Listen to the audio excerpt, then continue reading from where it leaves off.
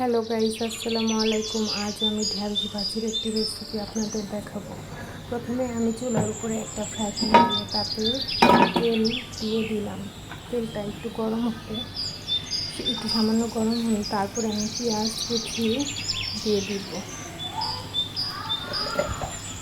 পেঁয়াজ কুচি দিয়ে আমি এক পাশে ঢেঁড়স কেটে ঝুড়িতে পানি ঝরিয়ে রেখে দিয়েছি।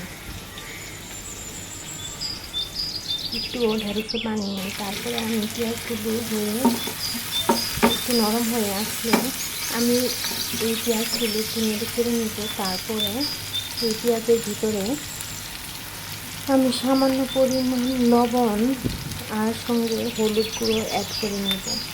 ভাজির ভিতরে আপনারা সবসময় পেঁয়াজ একটু বেশি এবং তেলের পরিমাণটা একটু বেশি দিবেন, তাতে ভাজিটা সবুজ সবুজ রং থাকবে এবং খেতেও একটু ভালো লাগবে। তারপরে আমি আবার এগুলো নেড়ে একসঙ্গে মিক্স করে নিলাম। তারপরে কিছু কাঁচামরিচের টুকরো আমি দিয়ে আবার এগুলোকে মিক্স করে নেব। পর্যায়ে চুলার আঁচটা একটু বাড়িয়ে দিয়ে আমি এগুলো আবার নেড়ে চেড়ে নেব। আর পেঁয়াজগুলো হালকা বাদামি বর্ণের হয়ে এলে আমি এগুলোকে ঢেলে দিব। ঢেলে এটার উপরে ঢেলে দেওয়ার পরে এগুলো সব পেঁয়াজ এবং ঢেঁড়স একসঙ্গে আবার মিক্স করে নেব।